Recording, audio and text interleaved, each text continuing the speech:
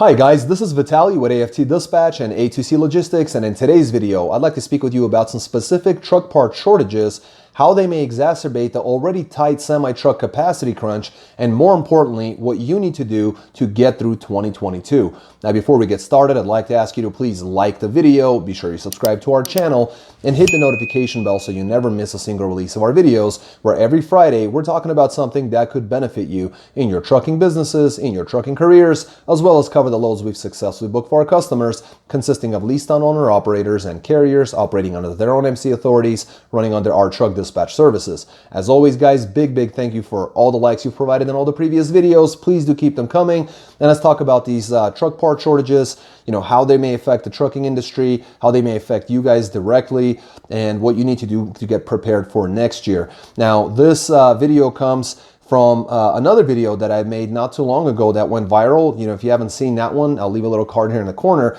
More specifically, this came from the comment section. There was lots and lots of really great comments there. And there was a gentleman, he's an experienced diesel mechanic out in Michigan by the name of Michael. And he made an excellent comment which started the conversation and really opened up my eyes about a potential problem that may be looming just around the corner.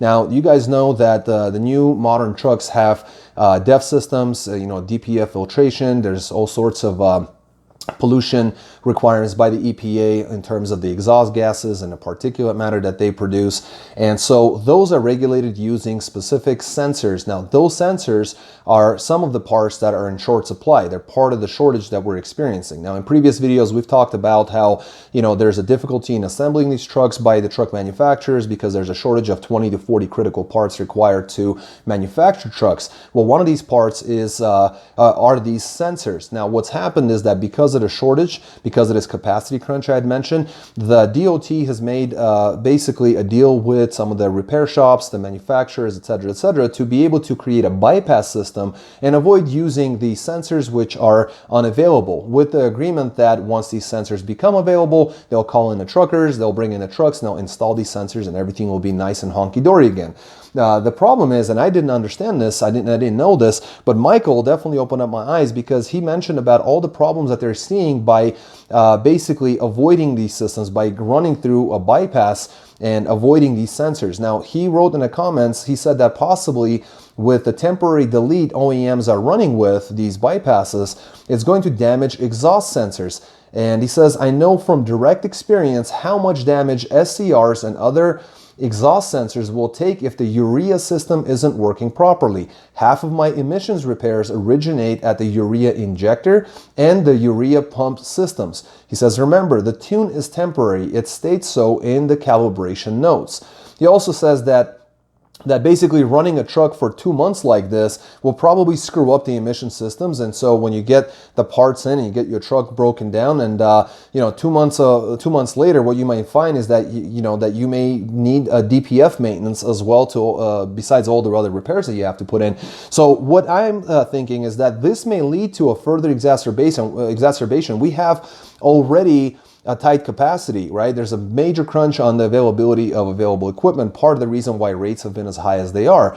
Now, the problem is that as these trucks begin to break down after running through these bypasses, not using these sensors, there are no parts to be replaced. These trucks can get stuck. Now there's going to be even less trucks available. Now, for those of you guys who either don't have a DEF system because you're using old trucks, or your trucks are running fine, the sensors didn't break down, and you don't need these repairs, then great, good news for you because the rates are probably going to come up just from that news alone. Now, I'm wrong. I don't want folks to be broken down on the side of a highway and not be able to operate for several months waiting for parts to come in the mail. But the truth is, if that does happen, then it's going to work out well for some, while it will be disastrous for others. Now, I'd love to hear from you guys what you're hearing and what you're seeing from, truck stops, repair centers, wherever you're going out there. What kind of parts are in short supply? What dealers can't get their hands on? For example, we have one client, he ordered parts for his truck back in June or July, and basically what he's told is that he should receive them by Thanksgiving. There's also been some talk out there about basically shortages of oil filters. So, you may want to stock up on those. Now, basically, from my understanding is that there are 4 primary manufacturers of oil filters, and a lot of the different brands that you see, they're basically white labeled products from these primary manufacturers. Now, one of the manufacturers, they're not going out of business, but they will be stopping the production of filters because they can't get their hands on the raw materials necessary in order to produce these filters. Generally, what this means is that prices will go up, quality will go down, and availability may be a little bit difficult for you to come by on these filters. So what you may want to do is pick up a few extra, throw them in the back of the truck somewhere, and hope for the best. Now, if I'm wrong, then you'll just be, you'll have a few extra filters that eventually you can use during maintenance. Now, if I'm right, then next time you need a PM service and your mechanic doesn't have the necessary filter, then you're going to have that available and you keep running and operating and, making money as before. But please let us know what you think and what you're seeing out there. You're out there driving every day. You're making pit stops, doing repairs, things like that. And we'd love to hear in the comment section what your thoughts are. With the supply crunch, with all the products that are missing off of the shelves and what we're seeing generally transpire throughout the country. I'm going to switch over to camera, guys. If you haven't hit the like button, please hit the like button now. We're going to look over the loads that we booked for our customers, and I'll see you guys in just a moment. Welcome back, guys. Let's take a look at some of these loads. We've got some fantastic rates, all sorts of different trailer types. Just make sure your equipment's in good shape.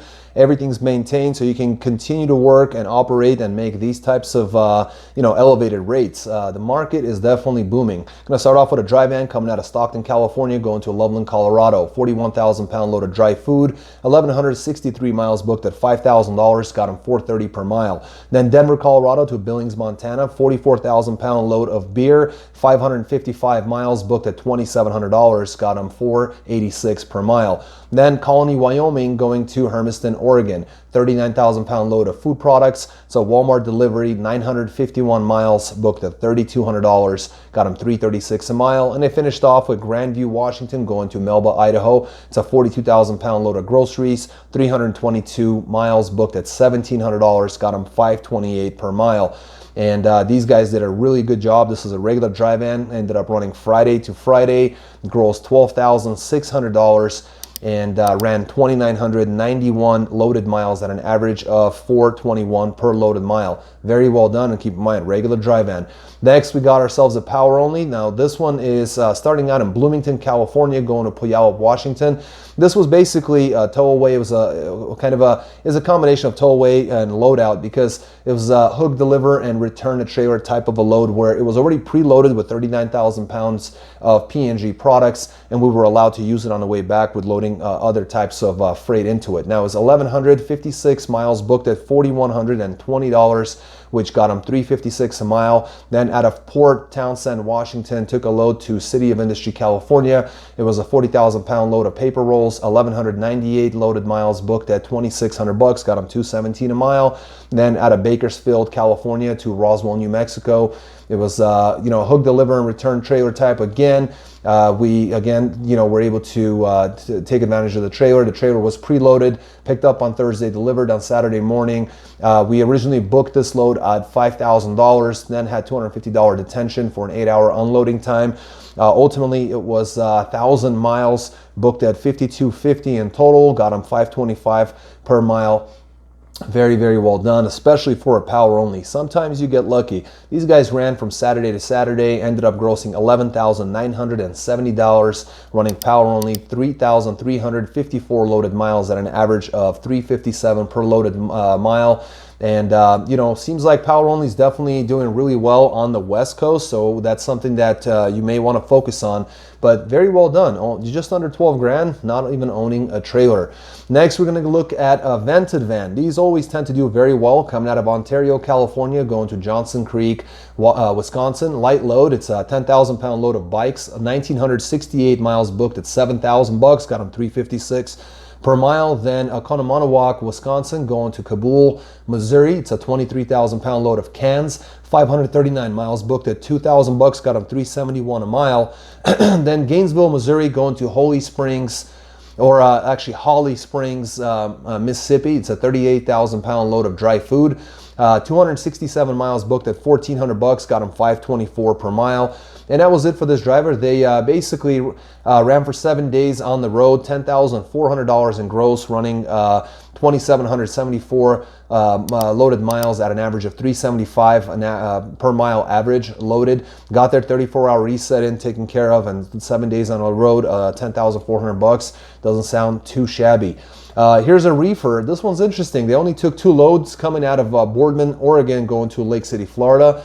This is a 42,000-pound full load. It's a frozen foods load. 2,720 miles booked at $10,215. Booked at $376 per mile. Then out of Moultrie, Georgia, going to Grove City, Ohio. This was another 40,000-pound load of plants. That were basically, it was around 40,000, running 40 degrees on a reefer. 760 miles booked at $1,800. Got them $237 a mile, and got them out of that part of the country, Georgia, going to Ohio. Very good market. Now these guys ended up running 3,480 loaded miles, grossed $12,015, and got an average of $345 per loaded mile, and also averaging that in 7 days of work. A little over 12 grand. Next, we got ourselves a dry van coming out of Horicon, Wisconsin. This was a 1-pick 5-dropper, a little different than what we're used to, a very light load. This was Horicon, Wisconsin, with drops in Dwight, Illinois, and Urbana, Illinois, Ashmore, Illinois, Casey, Illinois, and a final in Newton, Illinois. It's a 10,000-pound load of John Deere lawnmowers. All the drops were first come, first serve. The only truck delivering, so it was fast in and out, 15 to 30 minutes per drop. The first drop was done the same exact day, so it was very quick. 426 miles booked at $19.50, got him $458 a mile, got him going out of Elko, Illinois, with a 1-pick 2-dropper going to St. Louis, Missouri, and Kansas City, Missouri. It's a 40,000-pound load of packaging materials. 386 miles booked at $1,700, got him $440 per mile. Then Edgerton, Kansas, doing a 1-pick 4-dropper in Greenville, Texas, Athens, Texas.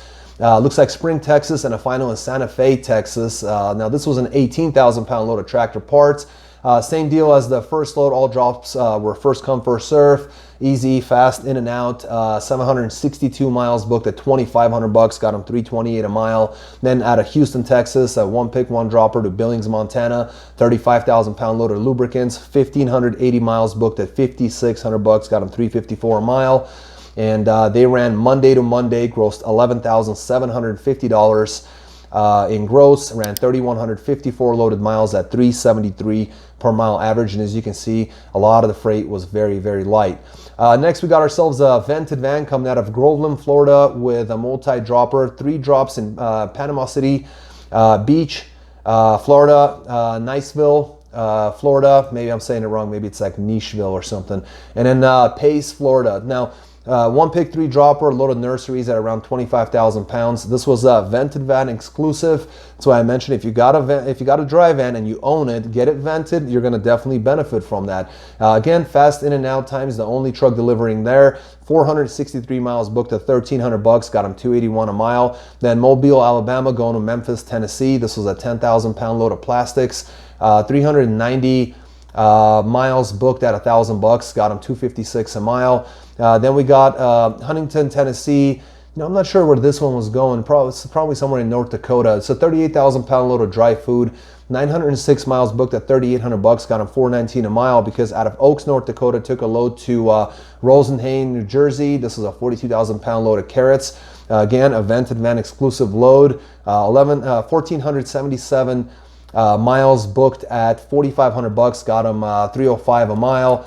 And ultimately, let me see if we can get this thing figured out. And ultimately, these guys did a wonderful job, because they ran for a week, starting out in Florida, never easy. They grossed $10,600 in gross, ran 3,236 loaded miles at an average of $328 per mile, with some vented van exclusives.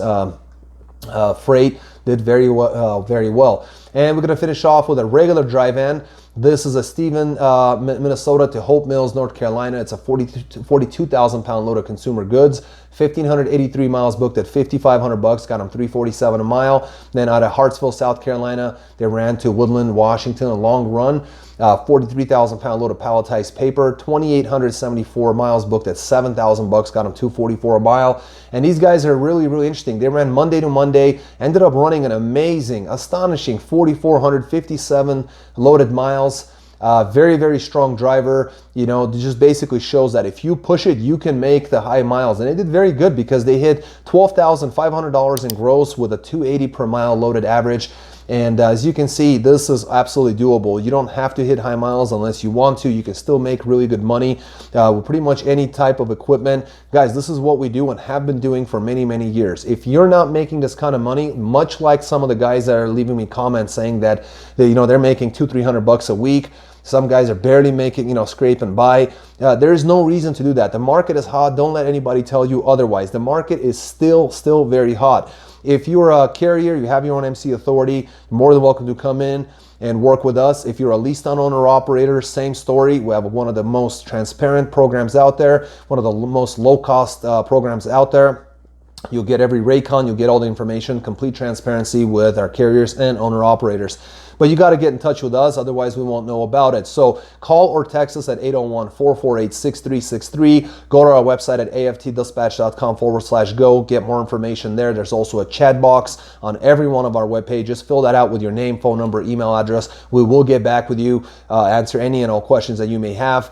And you know, every week we do these videos. Every week we're showing you guys that there's a lot of money out there, and it's really hard to talk to folks who've been running these past 18 months and is still making the same kind of money that they were making 2 years ago. There is no reason for that, guys. Don't let that happen to you.